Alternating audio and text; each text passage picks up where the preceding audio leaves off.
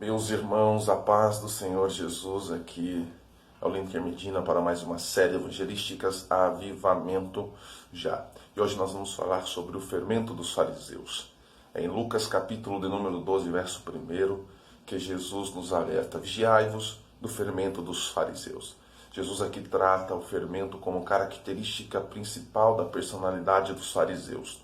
Os fariseus nada mais é do que uma autoridade eclesiástica que viera compor a Assembleia Legislativa, Executiva e Judiciária de Israel, chamada Sinédrio. O Sinédrio era composto por 70 anciões de uma divisão de 5 classificações eclesiásticas, sendo ela os fariseus, escribas, saduceus, essênios e sumos sacerdotes. Concernente ao fermento, o fermento era um ingrediente importante na produção dos pães na época antiga. Os primeiros povos a produzirem os pães usando o fermento foram os egípcios, em meados dos anos 2500 a.C. aproximadamente. Isto porque, ao produzir o pão, eles usavam 2 ingredientes fundamentais, que é a farinha de trigo misturada com a água, para se produzir uma massa. Esta massa que fora produzida, ela era colocada sobre uma rocha debaixo do sol no período de 2 a 3 dias, por causa da intensidade do calor do sol. Aquela massa produzia-se fungos e bactérias, fermentando aquela massa até o ponto que ela viesse a apodrecer, então formava-se o fermento.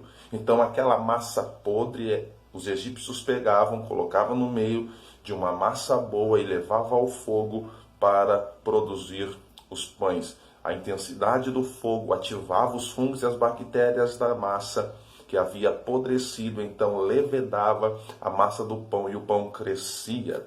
O pão ficava com uma boa aparência, tinha uma boa imagem quem olhava, mas no interior do pão a sua estrutura era massa podre. Era o que Jesus estava ensinando concernente aos fariseus, dizendo que os fariseus viviam uma vida de aparência, tinham uma boa imagem, eram bem vistos, mas no seu interior vivia-se com massa podre, por causa da intensidade do seu egocentrismo e da sua autossuficiência. Os fariseus tinham aparência, mas no seu interior era somente podridão. Já em Êxodo capítulo 12, Deus estabelece a festa da Páscoa. Logo que a palavra Páscoa no hebraico é Pesach, que significa passar por cima de. Quando na 10ª praga do Egito, Deus dá ordem ao povo para que mate um cordeiro, e o sangue do cordeiro viesse a ser aspergido sobre os umbrais da porta de madeira do povo hebreu, e à meia-noite, quando o anjo da morte fosse solto para matar os primogênitos, a porta que estivesse com o sangue do cordeiro, o anjo da morte passaria por cima. Logo que aí deriva a expressão Páscoa ou Pesach, passar por cima de. Mas quando o povo fora liberto do Egito, depois de 430 anos cativos, Deus disse: olha, celebrai a Páscoa como memorial. E vocês vão celebrar a Páscoa com sucos de ervas amargas. Este suco era a erva que deveria ser moída, logo que no hebraico se chama kozen. Kozen, na verdade, significa moer para extrair o líquido que está no interior. Cristo foi o nosso kozen na cruz. Ele foi moído e extraído do seu interior o líquido chamado sangue. O segundo elemento que deveria ser comemorado a Páscoa era os pães asmos, mais conhecido no hebraico como mitzvah. Esses pães asmos eram sem fermentos, porém no lugar do fermento Deus ordena que coloque o azeite. Logo que o fermento leveda o pão, leveda a massa, o fermento faz com que o pão cresça, tenha uma boa aparência, mas o fermento não traz conteúdo para o pão. O fermento não dá gosto, o fermento não traz tempero para o pão. Já o azeite não traz aparência ao pão. O azeite não traz uma boa imagem ao pão, mas o azeite traz gosto ao pão. O azeite dá tempero ao pão.